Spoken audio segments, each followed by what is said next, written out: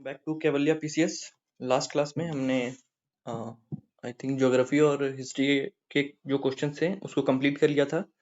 आज हमारे जो बायोलॉजी बच गया है, इकोनॉमिक्स बच गया अपना, और एक पॉलिटी बच गया अपना, और कुछ कुछ एडिशनल क्वेश्चन है उसको भी हम कंप्लीट कर लेंगे आज। जब ये टेस्ट कंप्लीट हो जाए ना, जिन्होंने नहीं दिया है टेस्ट वो टेस्ट दे लेना वीडियो बैच में। इसके बाद तो आपको दिक्कत नहीं आएगी ना टेस्ट देने में, और फिर बताना कितना आप रिटेन कर पाए हो कितनी चीजों को, और अपने अपने मार्क्स आप बताना कि कितने कितने मार्क्स आ रहे हैं आपको। ठीक है, चलो स्टार्ट करते हैं। पहला क्वेश्चन है कि which species is sorry which species is conserved under project Hangul. Project Hangul जो है ना, उसके अंदर में किस स्पीसीज को प्रोटेक्ट किया जाता है, किसको किया जाता है? कश्मीरी स्टैग को। कश्मीरी स्टैग मिलता कहाँ है? ये जो है ना, मतलब बकरे जैसा होता है ये मिलता है जम्मू एंड कश्मीर, मतलब जो पहाड़ी है ना, जम्मू कश्मीर हो गया, हिमाचल प्रदेश हो गया, ऐसी जगहों पे मिलता है ये। और इससे रिलेटेड ना ये मतलब थोड़ा थ्रेटेंड में है ये स्पीसीज जो है। तो इससे रिलेटेड में एक नेशनल पार्क है और एक वाइल्ड लाइफ सेंचुरी है जिसको पूछता है।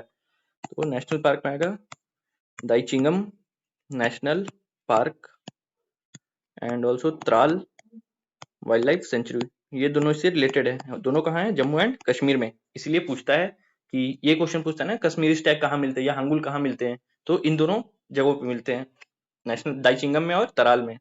ऑल्सो जो अगर क्वेश्चन पूछे state animal of Jammu and Kashmir, अब तो स्टेट नहीं रहा या, बट वहां का ऑफिशियल एनिमल कौन है? वो भी है, कौन है? कश्मीरी स्टैग या फिर हांगुल, ये दोनों। ठीक है, इससे सारा कुछ क्लियर हो गया। दाइचिंगम याद हो गया, तराल याद हो गया। क्वेश्चन पूछे तराल या दाइचिंगम कहाँ पे, वो भी बता सकते हो आप, सब बता सकते हो। इससे एक ही क्वेश्चन था। नेक्स्ट हम आते हैं इकोनॉमिक्स में। पहला क्वेश्चन जो पूछ रहा है वो है a dairy sector where milk producers jointly own and run the enterprise is an example of which type of ownership style। ये किसके बारे में बात कर रही है? अमूल के बारे में बात कर रहा है। अमूल के बारे में एक कोऑपरेटिव कॉलेज भी खुला है, उसका नाम इसके फाउंडर है उनके नाम पे, उनका नाम आप कमेंट डाउन करना मेरे को करंट से, वो क्वेश्चन बन जाएगा आपका। तो ये पूछ रहा है कि अगर कोई डेयरी सोसाइटी है, कोई सोसाइटी, कुछ लोग आपस में आके मिलके कोई कोऑपरेटिव, मतलब कोई एक बिजनेस स्टार्ट कर रहे हैं, उसको ग्रो कर रहे हैं, उसको क्या बोलेंगे हम? एक कोऑपरेटिव बोलते हैं ना। तो वो क्या हो जाएगी? Cooperative sector industry. Second question है oil refinery plant that processes crude petroleum belongs to which category of industries. जो ऑयल रिफाइनरी प्लांट होती है ना, जो क्रूड ऑयल को क्या करती है? प्रोसेस करती है, वो किस टाइप की इंडस्ट्री होगी? एग्रो बेस्ड होगी क्या? ऑयल कहीं एग्रीकल्चर से निकल रहा है? नहीं होगी। मरीन बेस्ड होगी? मरीन बेस्ड भी नहीं होगी। Forest based? वो तो ऑब्वियसली नहीं होगी। क्या होगी? मिनरल्स बेस्ड होगी। क्यों? क्योंकि जो पेट्रोलियम है ये तो मिनरल्स है ना, तो मिनरल बेस्ड इंडस्ट्री होगी वो। Question number 3, identify the correct statement. Correct statement बताना है, इसको मार्क कर लिया। फ्रॉम द फॉलोइंग, अच्छा ठीक है, यहाँ पे पूछ रहा है ना कि ये नंबर नहीं दिया है, एक नंबर ये स्टेटमेंट ये है, 2 नंबर ये है एंड 3 नंबर स्टेटमेंट ये है, ऐसे पढ़ लेना। Unit banking is where operations where carried out on through single office. Unit से आप समझ रहे हो ना, यूनिट का मतलब क्या होता है? वन यूनिट प्लेस, पहला प्लेस बोलते हैं ना यूनिट, तो एक ही ऑफिस रहता है, ये छोटे जगहों के लिए रहता है। तो ये स्टेटमेंट बिल्कुल करेक्ट है। यूनिट बैंकिंग जो एक छोटे जगह के लिए रहे और सिंगल ऑफिस से ऑपरेट करता हो। Chain banking is where banks are controlled by a single person और ग्रुप। ये भी बात सही है, चेन बैंकिंग इससे बड़ा रहता है, और कैसे होता है? सिंगल पर्सन और ग्रुप उसको कंट्रोल करता है, पूरे चेन में चलता है वो। तो ये भी बिल्कुल सही है। थर्ड स्टेटमेंट आते हैं, branch banking is where only one office is operational. अगर मैं ब्रांच को बनाना भी चाहूं तो ऐसे बनता है ना ब्रांच, तो प्रॉपर तो ये मीनिंग पे ही मैच नहीं कर रहा है। ब्रांच बैंक रहेगा, उसका एक ही ऑफिस क्यों रहेगा ऑपरेशनल? जो नॉर्मल बैंक्स भी रहते हैं वही ब्रांच बैंक ही रहते हैं, जिसको हम रेगुलरली विजिट करते हैं। तो ऐसा नहीं होता, ये उल्टा दिया हुआ है, उसमें काफी सारे इसके ब्रांचेस रहते हैं, सारे ऑफिसेज ऑपरेशनल रहते हैं। इसका आंसर बन जाएगा only 1 and 2। In the case of India, primitive subsistence farming. Primitive subsistence farming किसको कहते हैं ये पूछ रहा है। प्रिमिटिव वर्ड का मतलब क्या होता है? मतलब पुराना, पुराना मतलब होता है ना, तो जो पुरानी सबसिस्टेंस अपने अपने भरण पोषण के लिए, तो वो फार्मिंग कैसी थी आप बताओ? वो उस फार्मिंग में क्या होता था? रेनफेड होती थी वो, उसमें पुराने इक्विपमेंट्स यूज किए जाते थे, ठीक है, वही सब होता था ना। तो ट्रैक्टर और हार्वेस्टर, तो ये तो मैकेनाइजेशन की बात कर रहा है। मैकेनाइजेशन प्रिमिटिव के साथ मैच नहीं कर रहा है। प्रिमिटिव मतलब हो गया पुराना, मैकेनाइजेशन हो गया तो भी मैकेनाइज कर दिया जो हमने एग्रीकल्चर को। ड्रिप एंड स्प्रिंकलर सेट्स, जो ड्रिप इरिगेशन या स्प्रिंकलर यूज करे इरिगेशन में, वो तो मॉडर्न टेक्निक्स में आ गई ना, तो ये भी नहीं हो गया। HYV seeds and canals, canals जो है और HYV सीड्स हैं वो तो ग्रीन रेवोल्यूशन के टाइम में आया। तो ये उसके पहले की बात कर रहा है, जब प्रिमिटिव टाइप से फार्मिंग होती थी। उस टाइम में क्या था, dependency of monsoon and soil fertility, इस पे काम बनता था। नेक्स्ट क्वेश्चन है, in the context of agriculture in India what is Pama दाबी।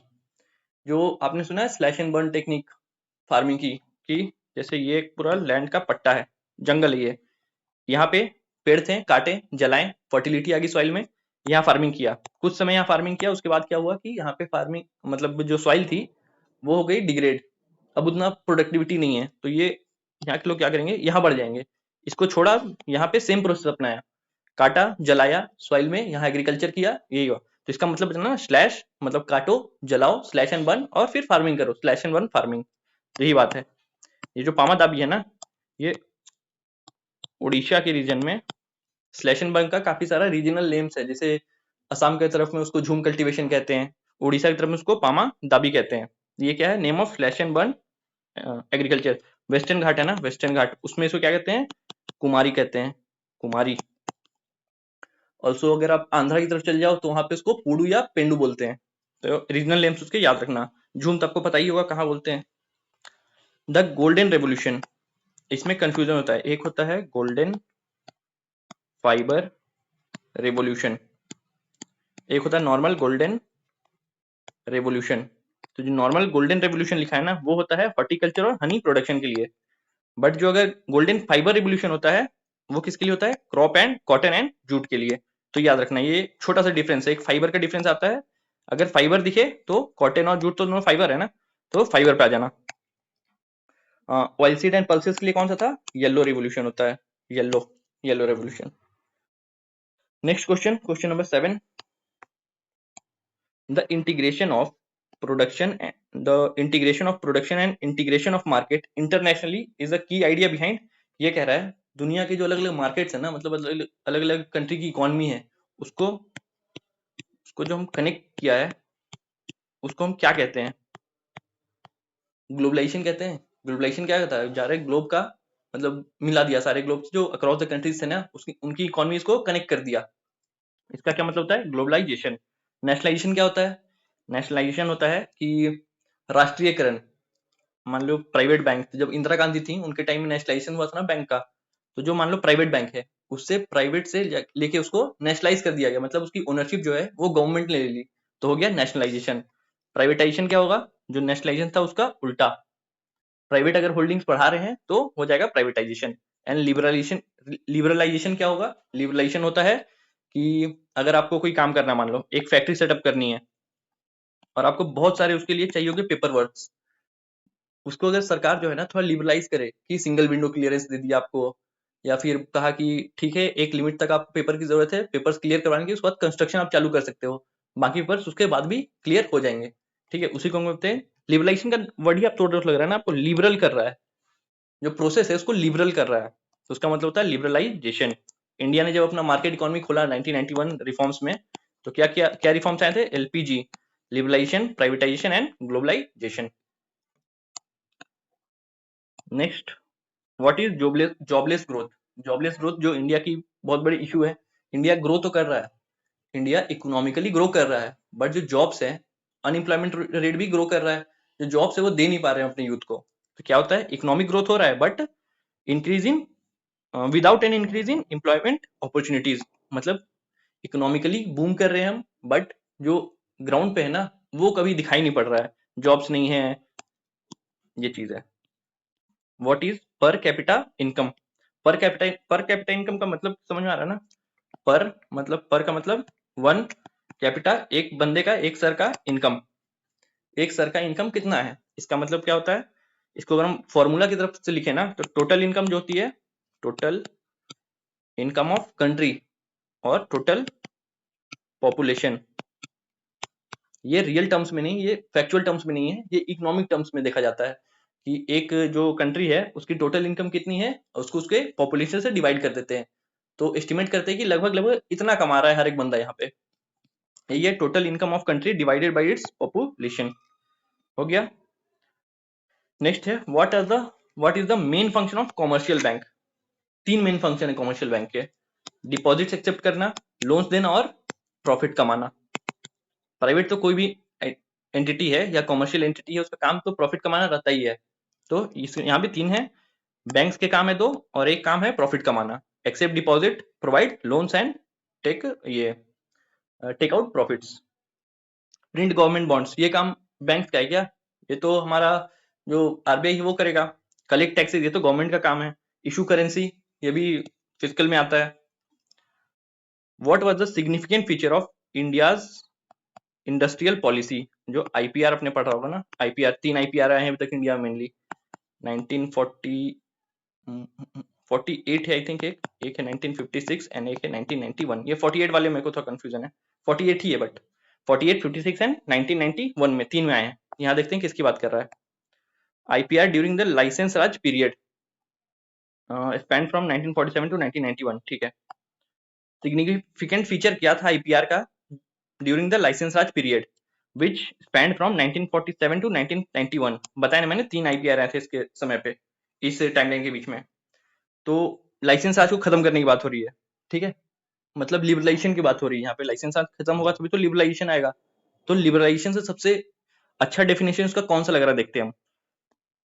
D regulation of industrial licensing, deregulation बिल्कुल भी। What is significant feature of IPR during the licence Raj period which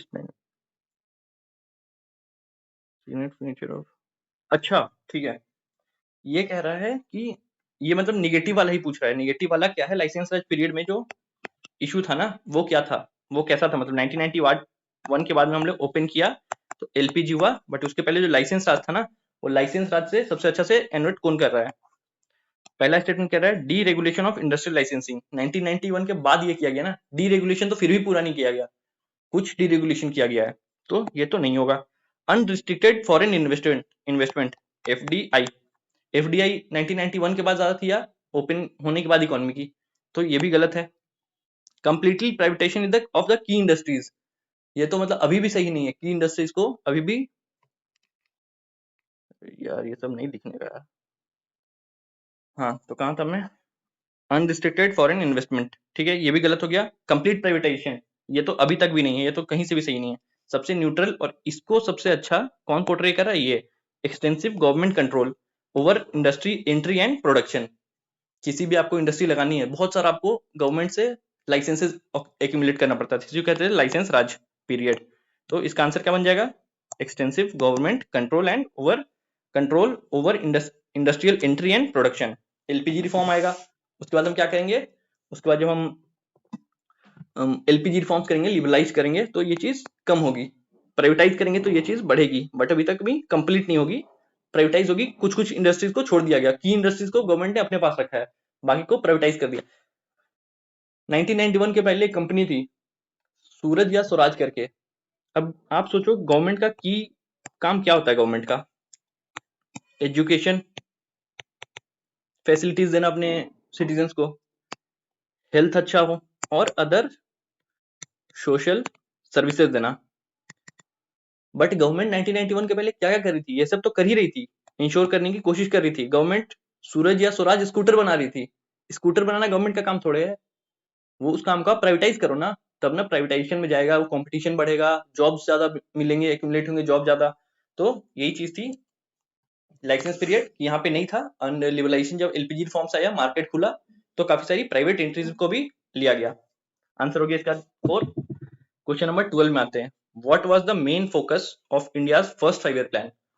first 5 year plan में क्या किया गया था, agriculture को काफी फोकस किया गया था, कनाल्स बनाए गए, जो भाखड़ा नंगाल डैम है ना, वो भी फर्स्ट 5 ईयर प्लान के टाइम ही बना था। तो इसमें क्या था, land reforms, agricultural development, irrigation projects काफी सारे चालू करे गए थे। वही इंडस्ट्रियलाइजेशन किसमें बात करी गई थी, सेकेंड 5 ईयर प्लान में। आप मेरे को एक बात बताओ, 8th 5 ईयर प्लान बहुत इंपॉर्टेंट है, इसमें क्या क्या हुआ था, मेजर 2-3 चीजें थी 8th 5 ईयर प्लान में, आप मेरे को बताना। What was the main purpose of introducing GST, GST लाने के लिए जो गवर्नमेंट में कहा सबसे मेन प्रोविजन क्या था कि सिंप्लीफाई किया जाए ना टैक्स स्ट्रक्चर को, कि आप मतलब काफी सारा टैक्स स्ट्रक्चर बन गया था, तो इसको एक रूफ के अंदर में सिंप्लीफाई किया जीएसटी के आने से। Which among the following central public sector enterprises is not a Maharatna? Maharatna क्या होता है? लास्ट 3 ईयर में 3 इसके क्राइटेरिया होते हैं। लास्ट 3 ईयर में आपको 5,000 करोड़ की नेट प्रॉफिट ये करना होता है कि हर साल आपको लास्ट 3 ईयर में 5,000 करोड़ का नेट प्रॉफिट हुआ है। 15,000 करोड़ की 15,000 करोड़ है, 25,000 करोड़ है। 15,000 करोड़ आई थिंक ये 5,000 करोड़ नेट प्रॉफिट रहता है, 15,000 करोड़ ये रिवेन्यू रहता है, ये रिवेन्यू, और ये 15,000 करोड़ भी कुछ रहता है, ये आप बता देना मेरे को। 3 इसके फीचर्स होते हैं। ऑल्सो अगर हम देखें तो जीएसटी हो गया। बीएसएनएल ना, यहाँ बीएसएनएल महारत्ना नहीं है। क्यों नहीं है? क्योंकि ये एक मिनी रत्ना है अभी पे। आई थिंक 18 महारत्ना है अभी इंडिया में। चेंज हुआ तो आप मेरे को बता देना। Which among the following IPR industrial policy resolutions assign the public sector a dominant role in Indian economy by dividing countries into 3 schedules। 3 IPR आए थे ना, 48, 56 एंड 91। तो इसमें कह रहा है जो 19 which of the following, हाँ कौन सी वो IPR थी जिसने इंडस्ट्रीज को 3 पार्ट में डिवाइड किया था? तो जो 1956 वाला IPR था ना, उसमें कंपनी इंडस्ट्रीज को 3 पार्ट में डिवाइड किया गया था, A, B एंड C। जो कंपनीज इसके अंडर में थी वो प्रॉपरली पब्लिक सेक्टर थी, मतलब गवर्नमेंट उसको ओन करेगी और गवर्नमेंट उस पर काम करेगी। जो बी पे थी उसमें गवर्नमेंट प्लस प्राइवेट दोनों को काम करने की आजादी थी। एंड जो सी थी उसमें फुल्ली प्राइवेट कभी भी एंटर कर सकता था, एग्जिट कर सकता था, वो पूरा प्राइवेट के लिए था। तो ये क्या था? IPR 1956 में। आंसर क्या बना? IPR 1956। Which of the following industrial policy resolution form the basis of second 5 year plan? Second 5 year plan बताओ। सेकेंड 5 ईयर प्लान का एक मेरे को टाइमलाइन बता दो, कब क्या था। सेकेंड 5 ईयर प्लान का टाइमलाइन था पहला था 51 टू 55 होगा, 1956 टू 61। सेकेंड का प्लान यही था, 1956 टू 61। अब इन ऑप्शंस में 56 से 61 के बीच में कौन सा IPR आया था? IPR 1956 आया था। आंसर क्या बनेगा? IPR 1956। आंसर हो गया। Which among the following is not one of the broad indicators of MPI? National multi dimensional poverty index का ब्रॉड इंडिकेटर कौन नहीं है? इसमें 3 ब्रॉड इंडिकेटर है और उसके अंदर में सब इंडिकेटर्स है कुछ कुछ। जैसे एजुकेशन जो है वो ब्रॉड इंडिकेटर है, ईयर ऑफ स्कूलिंग जो उसके अंदर है वो सब इंडिकेटर है, हेल्थ ब्रॉड इंडिकेटर है, standard of living broad indicator है, बट जो एम्प्लॉयमेंट है वो ब्रॉड इंडिकेटर नहीं है। यहाँ क्या पूछ रहा था? नॉट पूछ रहा था। आंसर बना employment. Which among the following refers to the action taken by central bank to regulate the money supply and interest rate? देखो, जो सेंट्रल बैंक होती है ना, वो जो एक्शन लेती है इकोनॉमी के लिए उसको हम कहते हैं मॉनेटरी पॉलिसी, और जो गवर्नमेंट लेती है उसको क्या कहते हैं? Fiscal policy. तो बताओ फिस्कल पॉलिसी में क्या क्या आएगा? बजटिंग आएगा फिस्कल पॉलिसी में, जो टैक्स के लिए गवर्नमेंट काम करती है वो आएगा फिस्कल पॉलिसी में। मॉनेटरी पॉलिसी में क्या आएगा? अब याद करो RBI क्या क्या काम करती है? रेपो रेट एडजस्ट करती है, रिवर्स रेपो रेट एडजस्ट करती है, SLR करती है, तो वो सब किसमें आ जाएगा? मॉनेटरी पॉलिसी में। हाँ, विच of the following body supervises the functioning of formal sources of loan in India? यहाँ क्या पूछ रहा है? सुपरवाइजेज, या फिर इसको हम दूसरा में लिखे तो रेगुलेट। सुपरवाइज करना, रेगुलेट करना, ये कौन करेगी? जो सबसे ऊपर की बॉडी होगी अपने स्तर पे, वो कौन है इंडिया में? लोन सोन्स कौन देता है? बैंक देता है। तो बैंक के लिए ऊपर की बॉडी कौन है? RBI है, central bank of India. Which of the following is an example of self employed? Self employed का मतलब इसका हिंदी में नॉर्मल जाए तो जो खुद से खुद को एम्प्लॉयमेंट किया हो, ठीक है, एम्प्लॉय किया हो। तो कौन हुआ? डॉक्टर एम्प्लॉयड इन हॉस्पिटल, ये तो जब यहाँ लिखी है एम्प्लॉयड इन हॉस्पिटल, तो ये सेल्फ एम्प्लॉयड कैसे हुआ? कैशियर वर्किंग एट स्टोर, मालिक कोई और है, काम आप उसके लिए कर रहे हो, तो सेल्फ एम्प्लॉयड नहीं हुआ। मतलब यहाँ पे क्या है? आप खुद के मालिक खुद। Teacher working in school, school में जब काम कर रहे हो मालिक कोई और है। यहाँ पे farmer growing crops on their own, ये होगा self employed. Which of the following is considered the primary defect of the barter system. जो बार्टर सिस्टम था, बार्टर सिस्टम का मतलब क्या होता है, एंटिटी ए है, एंटिटी बी है। अब मेरे को इससे, मान लीजिए मेरे पास राइस है और इसके पास क्या है, आयरन है। ए को चाहिए आयरन क्योंकि उसको टूल्स बनाने हैं, एंड बी को चाहिए राइस क्योंकि उसको राइस खाना है। तो ये क्या कहेंगे, इसको राइस दे देगा और इससे आयरन ले लेगा इसके एवज में। तो इसकी कुछ कुछ डिफेक्ट्स थे, जैसे कि डिफेक्ट्स ये थे, ये कहीं पे इंस्टीट्यूशनलाइज नहीं था कि कितना राइस देने पे कितना चावल मेरे को मिलेगा। हो सकता है किसी की मजबूरी ज्यादा हो तो कोई फायदा उठा ले, कम राइस देके ज्यादा उससे आयरन ले ले। ठीक है, एक इशू ये था कि इंस्टीट्यूशनलाइजेशन नहीं था, कि कितना किसके लिए मानक कोई तय नहीं था। ठीक है, दूसरा सबसे बड़ा इशू क्या था, दूसरा सबसे बड़ा इशू था, ए बी हम वापस लेते हैं। ठीक है, मान लो इसके पास राइस है, इसके पास आयरन है। अब इसको चाहिए ग्रीन वेजिटेबल्स, ग्रीन वेजिस चाहिए इसको, और इसको चाहिए काउ। इसको डेयरी प्रोडक्ट, डेयरी फार्मिंग अपना चालू करना है, इसको चाहिए काउ। तो बताओ दोनों की नीड तो एक दूसरे को मैच ही नहीं कर रही है, तो दोनों एक दूसरे से क्यों बार्टर करेंगे। ठीक है, तो सबसे मेन रीजन ये था। इसको हम क्या कहते हैं, absence of double coincidence of wants. दोनों की चाह जो है ना एक दूसरे के लिए, मतलब इसको राइस नहीं चाहिए बी को, ए को आयरन नहीं चाहिए, तो इन लोगों को ढूंढना बहुत पड़ेगा ना कि इसको मेरे काम की चीज चाहिए। तो कोइंसिडेंस नहीं था वहां पे, सबसे बड़ा इशू यही था, कोइंसिडेंस ढूंढना मुश्किल था। Which of the following is not a component of fiscal policy of India? Physical policy अभी बताया था, कौन फिजिकल पॉलिसी कौन बनाता है या कौन काम करता है इसके लिए, physical policy government, and monetary policy RBI या फिर सेंट्रल बैंक, हम जो भी कहें उसको। तो जो रेपो रेट था ये किसका काम था, ये किसको, कौन मॉनिटर करता है, आरबीआई करता है ना। 5.5 अभी शायद चल रहा है, तो इसको कौन करता है, आरबीआई करता है। तो फिजिकल पॉलिसी में कैसे आएगा, फिजिकल पॉलिसी में ये सब आएगा, government expenditure, government receipts, public debt, ये सब आएगा फिजिकल में। Which of the following is not a component of term of credit. Term of credit होता क्या है कि आपको मैं कुछ क्रेडिट दे रहा हूं, उसका टर्म मेरे को क्या क्या है, क्या क्या उसमें टर्म्स होने चाहिए, टर्म्स एंड कंडीशन क्या क्या होने चाहिए। तो क्या क्या टर्म्स होते हैं, इंटरेस्ट रेट क्या लगेगा वो होता है उसमें, कोलेटरल आप क्या रख रहे हो वो होता है, और प्रॉपर डॉक्यूमेंटेशन होता है। सोर्स ऑफ क्रेडिट क्यों होगा, जो उधार दे रहा है वही तो है सोर्स ऑफ क्रेडिट, तो उसका नाम क्यों होगा, ये होता है कंपोनेंट नहीं होता। ये आंसर हो जाएगा source of credit, that is C. Which of the following is not a state under which HYV seeds were used for the first time.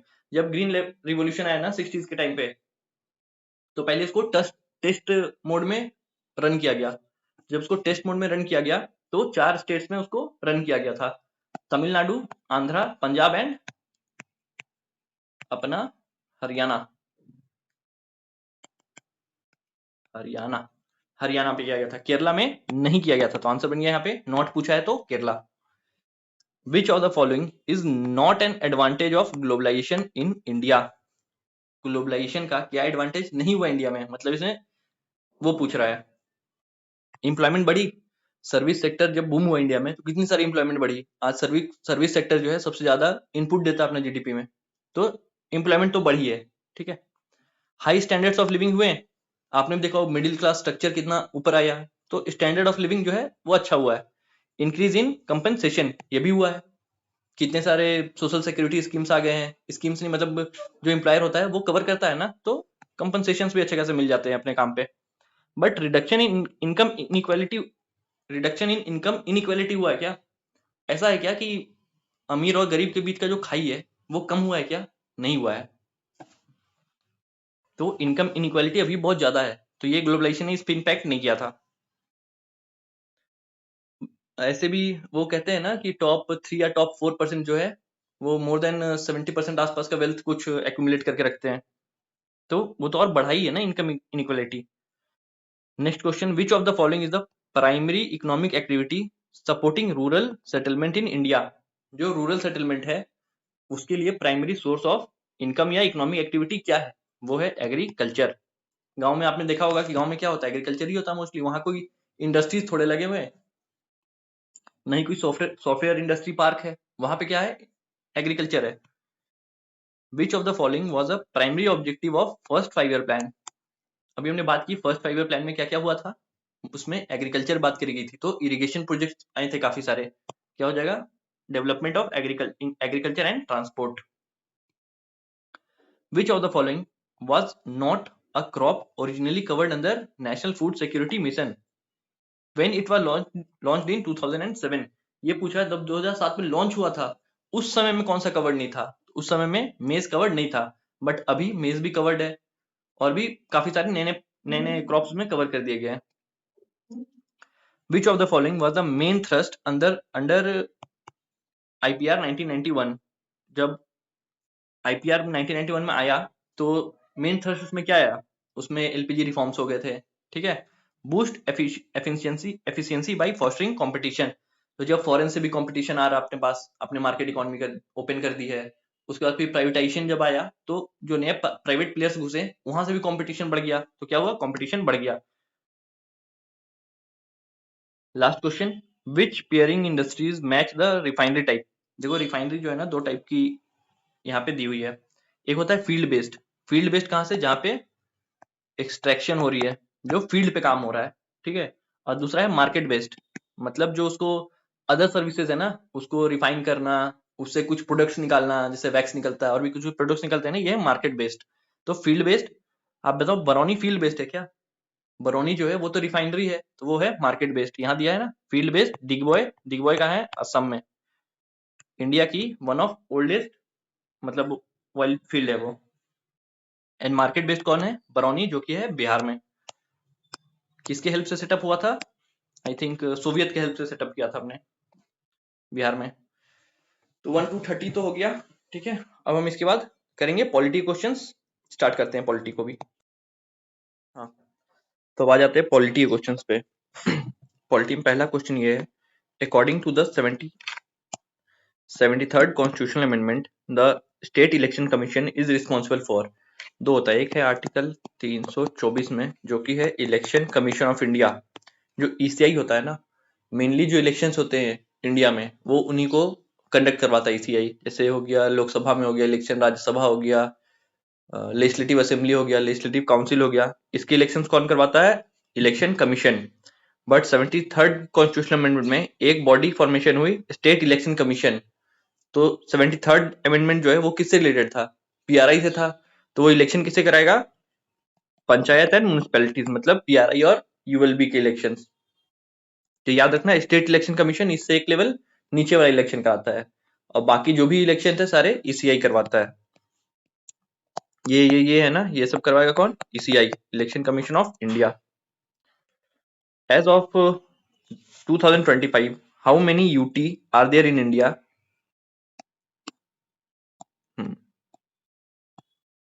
How many UT are there in India and how many of them have legislative assembly? कितने में legislative assembly है, ठीक है। तो UT कितने हैं? 8 UT हैं अपने, और किसमें लेजिस्लेटिव असेंबली है? 3 में। UT एक बार याद कर लेते हैं, जिसमें चेंजेस आते हैं और काफी लोगों को याद नहीं रहता। ऐसे कैसे? देखो, पहली कौन है? अंडमान एंड निकोबार, पहला UT है। उसके बाद लेंगे हम चंडीगढ़ को, 8 गिनना आप। चंडीगढ़ हो गया, दादर एंड नागर हवेली हो गया, और इसी साथ क्लब कर दिया गया किसको? दमन एंड दीव को। ये हो गया।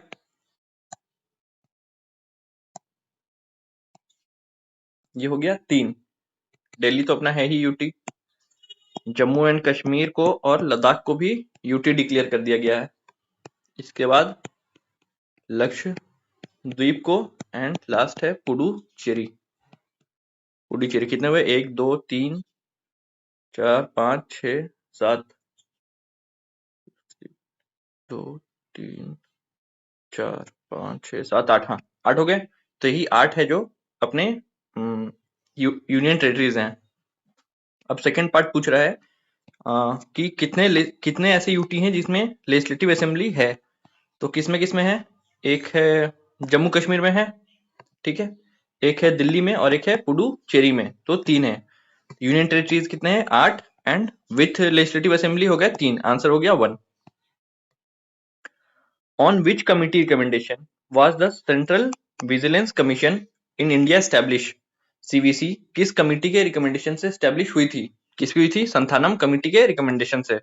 बलवंत राय मेहता कमेटी किससे रिलेटेड है? पंचायती राज से इंस्टीट्यूशन से, पीआरआई से। पहली कमेटी यही थी। पीआरआई के सारे इंस्टीट्यूशन भी हम याद कर लेते हैं एक बार। पीआरआई में कितने कितने ये थे, कमीशंस बैठे थे पीआरआई के लिए? इसका एक निमोनिक है, BAGLTG। बी से हो गया बलवंत राय, ए से हो गया अशोक मेहता कमेटी। जी से हो गया GVK राव। एल से हो गया टी से हो गया थुंगुन। एल से हो गया, एल से क्या है यार, GVK राव। एल से LM सिंघवी है, LM सिंघवी। टी हो गया थुंगुन एंड लास्ट हो गया गाडगिल। मेनली हम यही 5 तक याद रखते हैं, बट गाडगिल भी है तो याद रखेंगे। BAGLTG ये हो गया। पीआरआई वाले समझ में आ गया। सरकारिया किससे कमीशन है? सेंट्रल स्टेट रिलेशन से। आप मेरे को बताओगे ना इंटर स्टेट काउंसिल किस आर्टिकल में आता है और किस कमीशन के रिकमेंडेशन से बना है वो। एंड पुंची कमीशन ये भी सेंट्रल स्टेट रिलेशन में है। चारों कमीशन अपने को समझ में आ गए। नेक्स्ट है the 10th schedule of constitution of India inserted by 52nd amendment is related to. 10th schedule या 52nd अमेंडमेंट दोनों किससे रिलेटेड है? एंटी डिफेक्शन से। क्यों आया था एंटी डिफेक्शन? क्योंकि ऐसा था ना कि कोई भी कभी भी पार्टी बदल के चला जा रहा था अपने पर्सनल गेन्स के लिए, तो आया राम गया राम वाला सिस्टम हो गया था। तो उसी को बदलने के लिए एंटी डिफेक्शन लॉ लाया गया था। The 73rd constitutional amendment act 1992 is related to. 73rd किससे है? पंचायती राज इंस्टीट्यूशन या फिर रूरल लोकल सेल्फ गवर्नमेंट से। हो गया। नेक्स्ट है फिर सीबीसी पे क्वेश्चन है। सीबीसी कैसी टाइप की बॉडी है? 2 टाइप की होती है। देखो, अगर कॉन्स्टिट्यूशन में किसी बॉडी के लिए आर्टिकल दिया हुआ है ना, तो वो है कॉन्स्टिट्यूशनल बॉडी। जैसे कि एग्जाम्पल से हम सुप्रीम कोर्ट आर्टिकल है ना, कॉन्स्टिट्यूशनल है। कॉन्स्टिट्यूशनल बॉडी है कॉन्स्टिट्यूशनल पोस्ट, जिसमें भी आर्टिकल, जैसे प्रेसिडेंट का मेंशन है ना कॉन्स्टिट्यूशन में, तो उसको हम बोलेंगे कॉन्स्टिट्यूशनल पोस्ट। तो जिसका कॉन्स्टिट्यूशन मेंशन है वो है कॉन्स्टिट्यूशनल, एंड जिसका मेंशन नहीं है लेकिन वो पास हुआ है किससे? एक्ट ऑफ पार्लियामेंट से या एक्ट ऑफ स्टेट लेजिस्लेचर से, वैसे बॉडी को हम क्या बोलते हैं? Statutory body. समझ गए? कॉन्स्टिट्यूशन में अगर है आर्टिकल तो कॉन्स्टिट्यूशनल, अगर एक्ट से पास हो रहा है तो स्टैट्यूटरी। इसके अलावा एक और होती है जिसमें आती है NITI Aayog, neither constitutional nor statutory. ठीक है, ये एग्जीक्यूटिव बॉडी है बस एक। तो ये क्वेश्चन काफी बार पूछता है, इसको याद रखना। ये दोनों में से कोई नहीं, ये एग्जीक्यूटिव बॉडी है, एग्जीक्यूटिव ऑर्डर से बनी है। द डीपीएसपी हमने लिया कहां था? आयरलैंड से लिया है। In the Indian constitution aims to establish which type of state in India. किस टाइप का स्टेट? डीपीएसपी मतलब directive principle of state policies. कुछ अच्छा होगा, कुछ पॉजिटिव चीज ये होगा ना जो कॉन्स्टिट्यूशन में दी गई है। मिलिट्री स्टेट बनाने की बात करेगा क्या वो? नहीं। रिलीजियस स्टेट नहीं, क्योंकि सेक्युलर नेचर फॉलो करता है ना हमारा नेशन।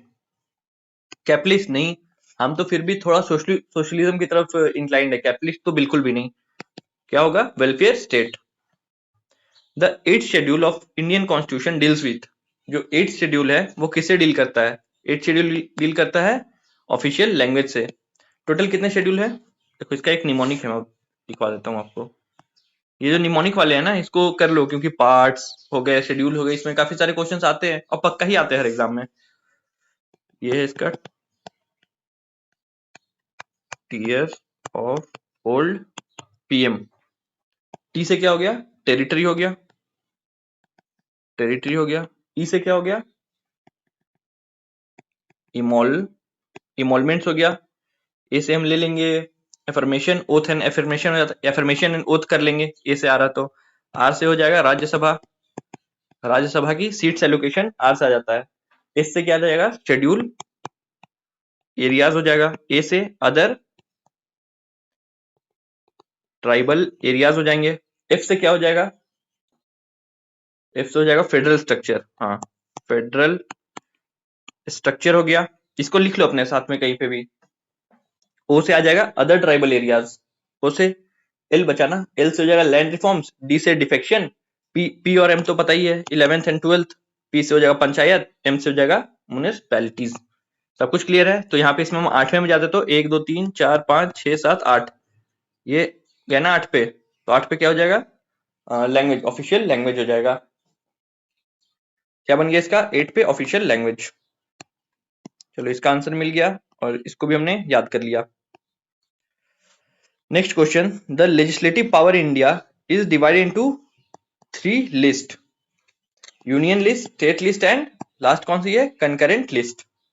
सिंपल है, डिवीजन ऑफ सब्जेक्ट्स में आता है ना ये, union list, state list and concurrent list. सबसे ज्यादा किसमें? सबसे ज्यादा सब्जेक्ट्स किसमें? यूनियन लिस्ट में। The Rajya Sabha is not subject to dissolution. जैसे लोकसभा होता है ना, 5 साल होता है, पूरा लोकसभा डिसॉल्व हो जाता है, ऐसा राज्यसभा में नहीं होता है। ये मतलब फंक्शनिंग बॉडी है, ये हमेशा फंक्शन करती रहती है।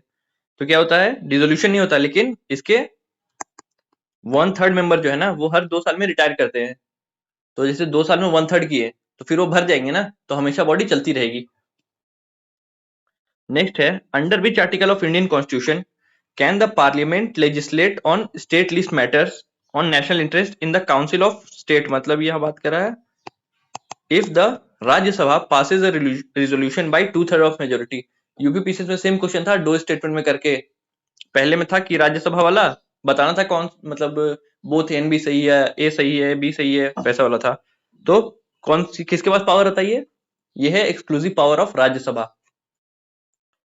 इसमें बातें ऐसी है ना कि राज्यसभा, अगर नेशनल इंटरेस्ट का कोई मैटर है, तो अगर राज्यसभा 2/3 मेजोरिटी से पास करता है ना कोई इसको, रेजोल्यूशन को, तो स्टेट लिस्ट में हम लोग काम कर सकती है सरकार। बट जो यूपीपीसीएस में दिया था, ये 2/3 ऑफ मेजोरिटी है ना, ये प्रेजेंट एंड वोटिंग होनी चाहिए, प्रेजेंट एंड वोटिंग की, टोटल की नहीं, टोटल जो स्ट्रेंथ है उसकी नहीं, प्रेजेंट एंड वोटिंग की।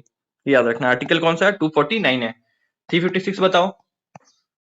आर्टिकल 352, 356 और 360। ये तीन किसे बात करते हैं? इमरजेंसी प्रोविजन के। इसमें है नेशनल इमरजेंसी, इसमें है प्रेसिडेंट रूल, इसमें है फाइनेंशियल इमरजेंसी। तीनों इमरजेंसी समझ गए?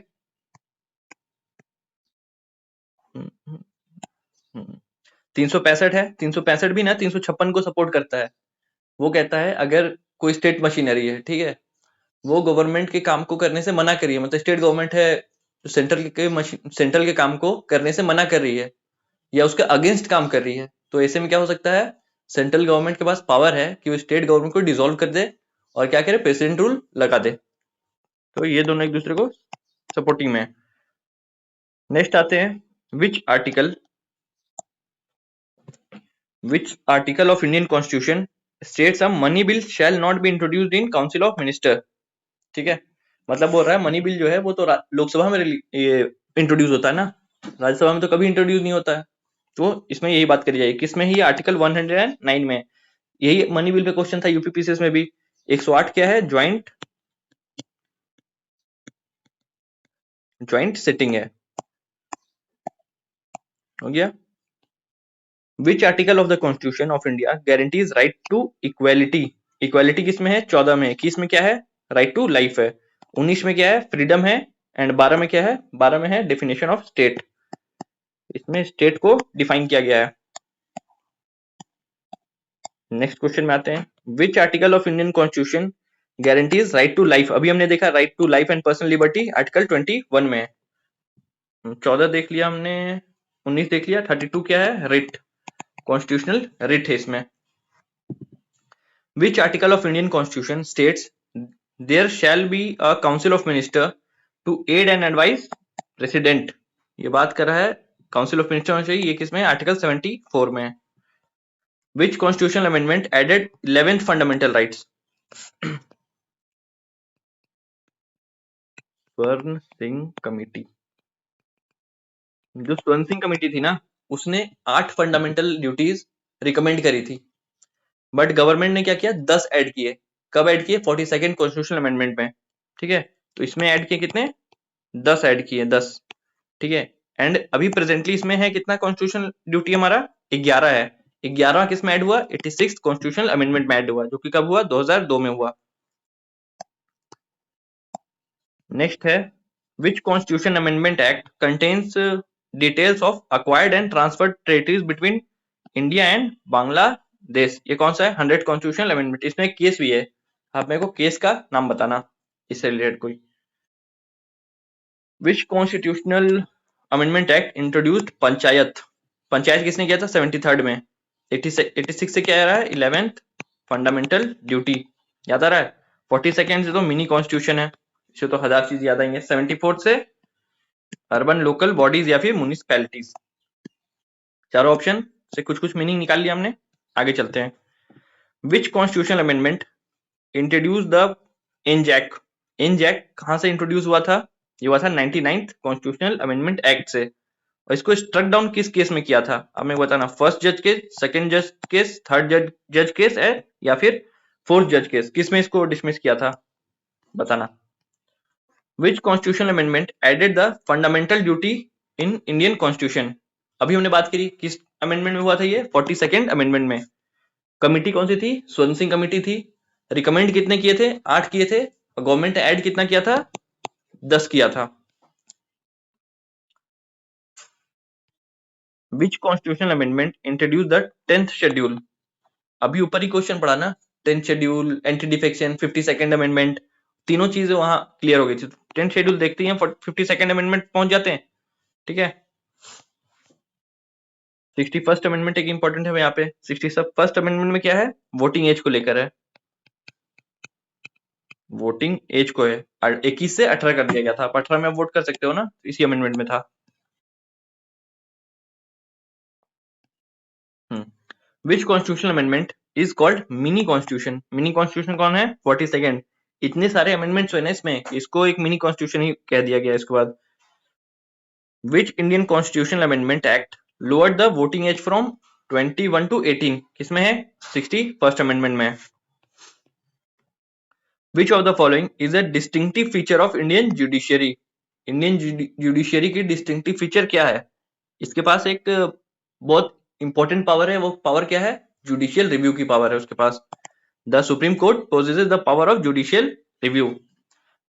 और भी ऑप्शन देखते हैं। Judiciary is directly elected to public, elected by public. ऐसा इंडिया में है क्या? सीजीआई को आप वोट करते हो क्या? नहीं। बट ऐसा अभी नया में करंट में हमने पढ़ा है, कहाँ हुआ है? मेक्सिको में। मेक्सिको में क्या हुआ है कि सीजीआई को आप, इस सीजीआई को वहां के सिटीजन इलेक्ट कर रहे हैं।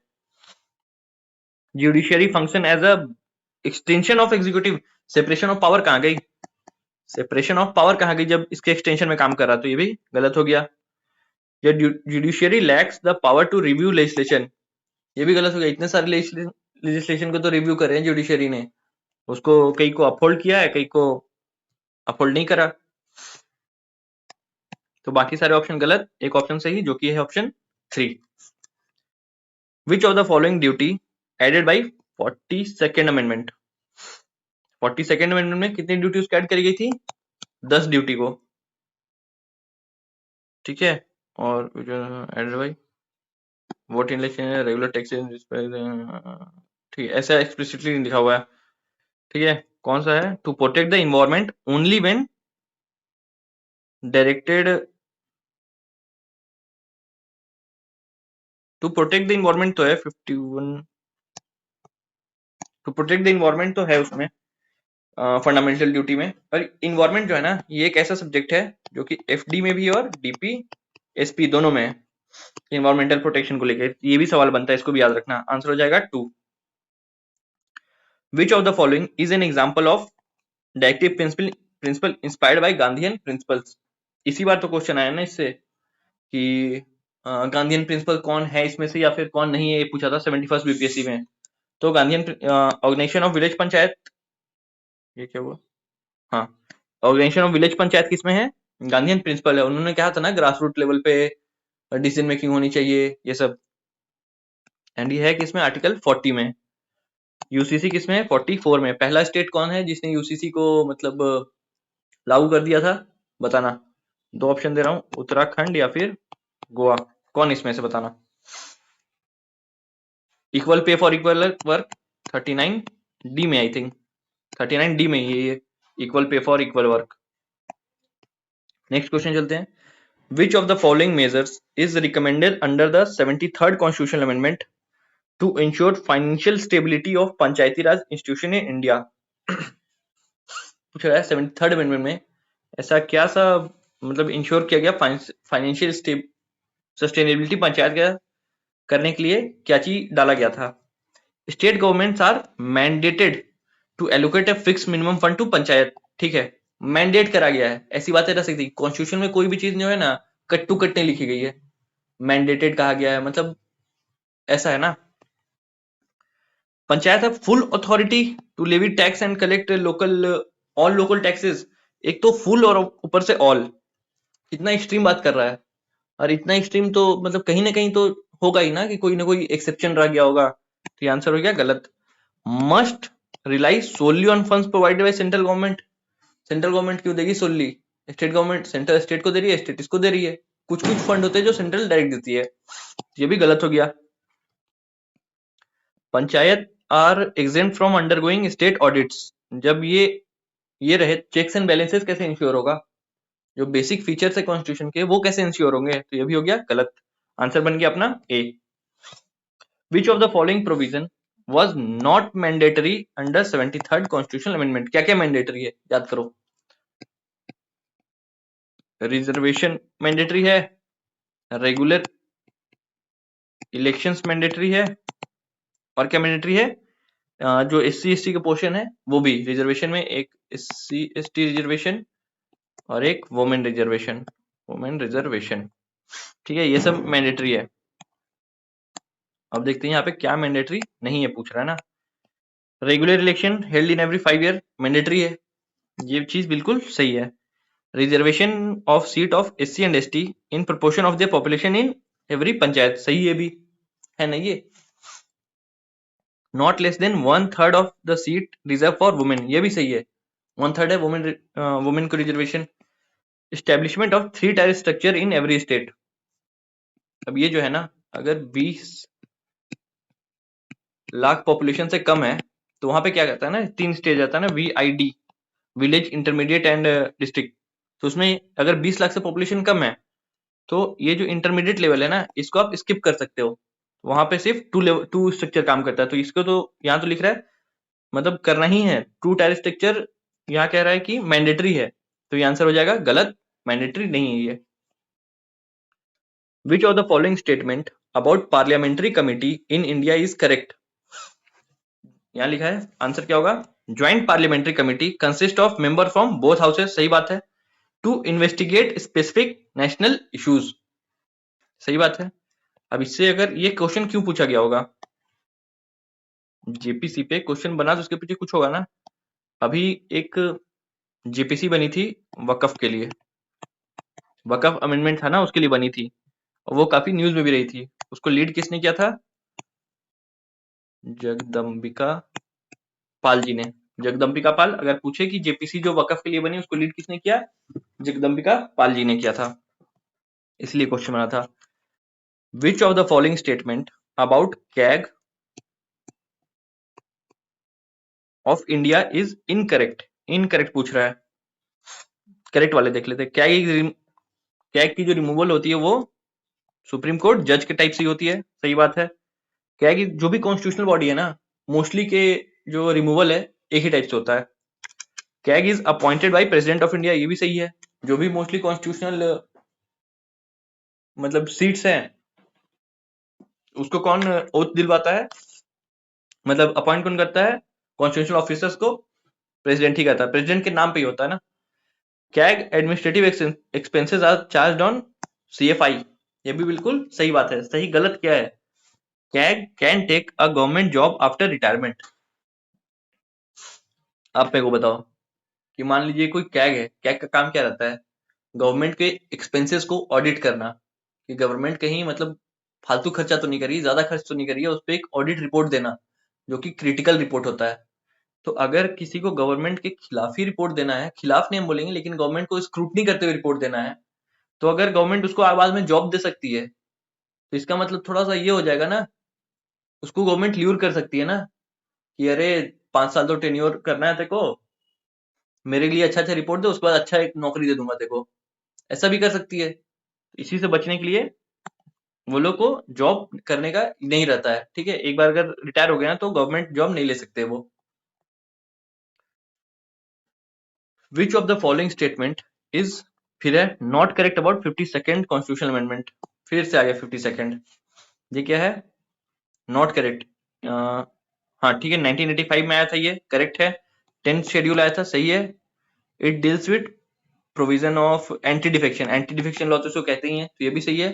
It introduces the concept of money bill. Money bill है क्या इससे रिलेटेड? मनी बिल नहीं है, मनी बिल तो 109 में है, तो गलत कौन सा होगा? Option D.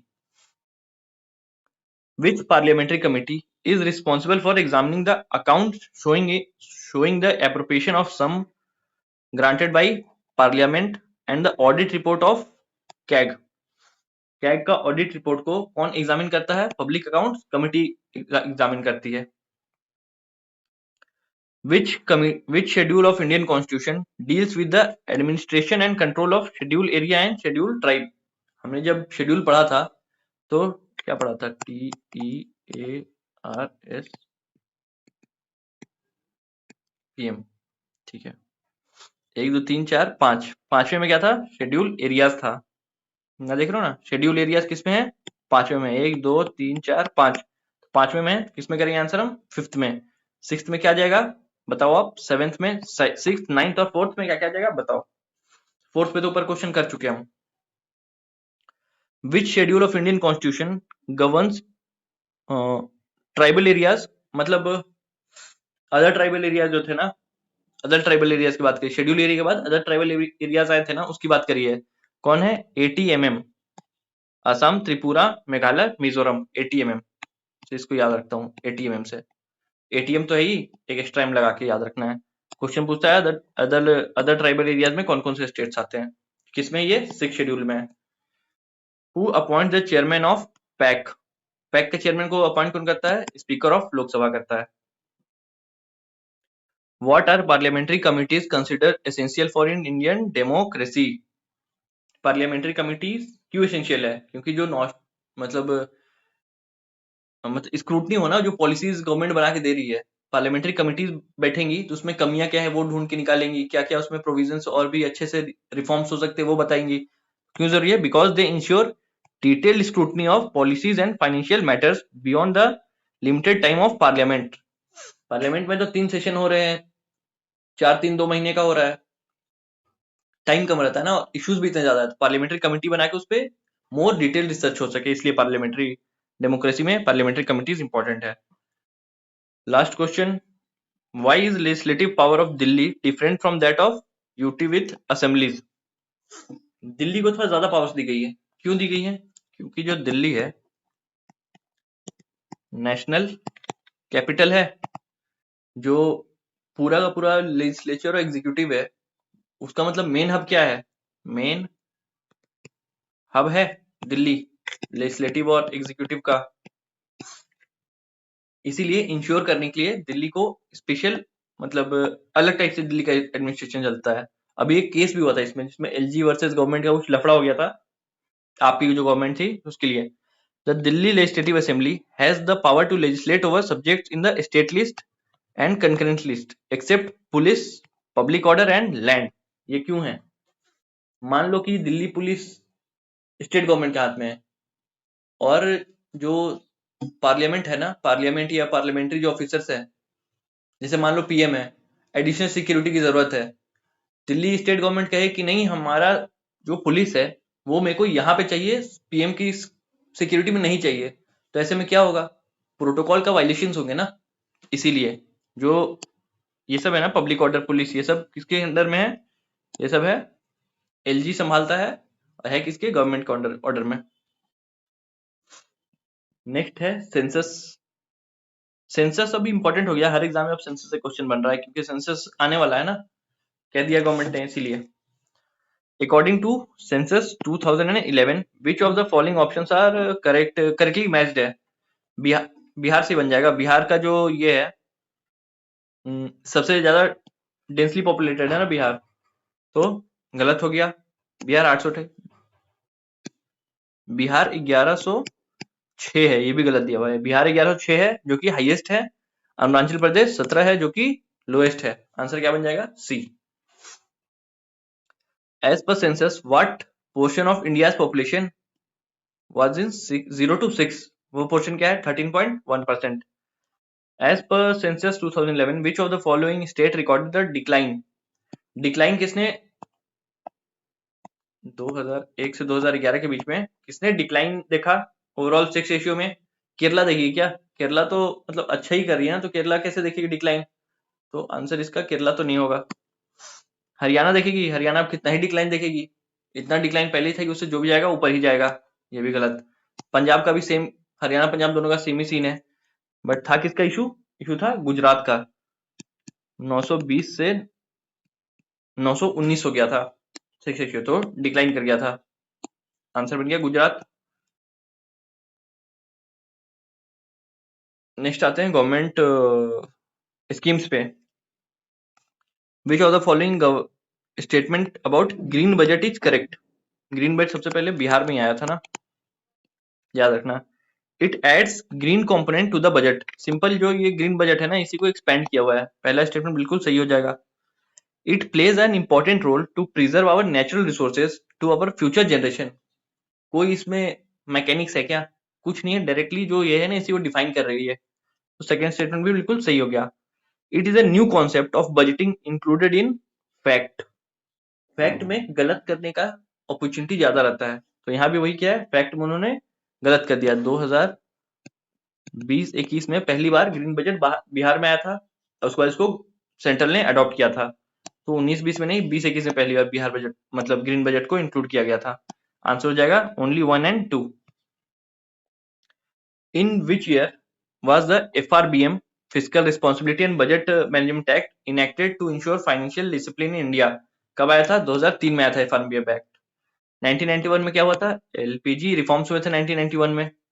1996 पैसा पैसा आया था। 2007 में क्या हुआ था? National food security mission NSFM कब आया था? 2007 में आया था। 2007 में इंडिया वर्ल्ड कप भी जीती थी, T20 वर्ल्ड कप भी जीती थी India. NITI Aayog developed the National Multi-Dimensional Poverty Index in collaboration with which organization? किसके साथ करती है? RBI नहीं, UNDP के साथ करती है, बट उसके साथ WHO नहीं रहती है, IMF, ये तो बॉडी ही अलग है। मल्टी डायमेंशनल के लिए बात करेगी, डेवलपमेंट के लिए तो डेवलपमेंट ऑक्सफोर्ड यूनिवर्सिटी से आती है और ह्यूमन डेवलपमेंट इनिशिएटिव रहती है। आंसर बन जाएगा 4। नीति आयोग भी अपना निकालती है ना, इसी के तर्ज पे नीति आयोग भी अपना मल्टी डायमेंशनल पॉवर्टी इंडेक्स निकालती है। हाँ, यही तो दिया हुआ है, नीति आयोग किसके तर्ज पे निकालती है। नेक्स्ट है, under the Mahatma Gandhi national MNREGA की बात करी जा रही है। मनरेगा में मतलब कितने जॉब्स का गारंटी रहता है? वो कहते हैं ना कि 100 दिन का रोजगार देंगे। आंसर हो जाएगा 100 दिन। इसका तो इतना एडवर्टीजमेंट करते हैं वो, पता नहीं कितना, मतलब कि दूरदर्शन जिन्होंने देखा होगा पहले बचपन में, इतना एडवर्टीजमेंट चलता था ना मनरेगा का कि पता नहीं क्या, मतलब खतरनाक काम कर रहे हैं, कि इतना मतलब गौरवान्वित करने वाला काम है कि हम 100 दिन का गड्ढा खुदवा रहे हैं लोगों से। इस लेवल का हमने काम कर दिया ना सरकार ने, कि हमें अपने यूथ से गड्ढा खुदवाना है, वहां पे नदियां खुदवानी है, कनाल बनवाने हैं। इतना इसको प्राउडली वो बताते हैं, मनरेगा में इतना 86,000 करोड़ दे दिए। अरे स्किल डेवलपमेंट करो ना, पागल बना रहे हैं सबको। Under which scheme do the member of parliament adopt villages and then develop them as model village? ये किस में है? सांसद आदर्श ग्राम योजना। ये देख लो, सांसद आ गया ना, सांसद गोद लेता है और उस विलेज के लिए पूरा काम करता है। नेक्स्ट है, when was NITI Aayog established by an executive resolution to replace the planning commission? ये कब हुआ था? 2015 में हुआ था। Which non constitutional body in India was replaced by NITI Aayog? Same question है, थोड़ा सा घुमाया है बस।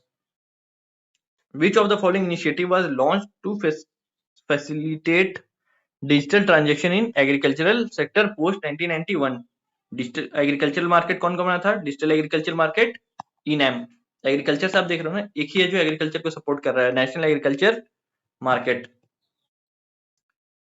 Which of the following is not one pillar of Sagarmala? Sagarmala क्या है? सागरमाला, भारतमाला, ये सब जो है ना, ये सब इंफ्रास्ट्रक्चरल प्रोजेक्ट है। जितना भी इंफ्रास्ट्रक्चर बिल्डिंग से होगा रिलेटेड, वो सब इसके अंदर में कॉम्पोनेंट होगा। पोर्ट मॉडर्नाइजेशन, मॉडर्नाइजेशन इंफ्रास्ट्रक्चर का पार्ट है। पोर्ट लिंक इंडस्ट्रियलाइजेशन, ये भी इंफ्रास्ट्रक्चर का पार्ट है। पोर्ट कनेक्टिविटी इन्हेंसमेंट, ये भी इंफ्रास्ट्रक्चर डेवलपमेंट का ही पार्ट है। बट कोस्टल टूरिज्म डेवलपमेंट ये इंफ्रा का पार्ट थोड़े है। हमें जो कोस्ट है उसको रिजिलियंट बनाना है इंडस्ट्रीज के लिए और मतलब पोर्ट के काम के लिए, इसके लिए नहीं कि वहां पे टूरिज्म डेवलप हो पाए।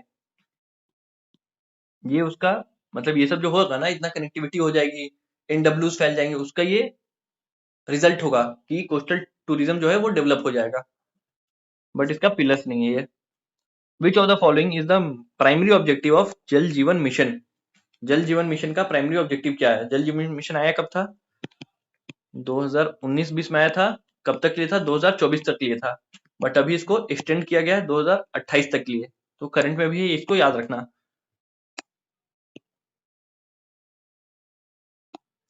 ठीक है, पूछ रहा है प्राइमरी ऑब्जेक्टिव क्या था, तो household tap water connection था to all rural household. किस स्टेट ने पहला है जो अचीव कर लिया है, बताना कमेंट करके। Which of the following ministries is responsible for implementing national program for organic production?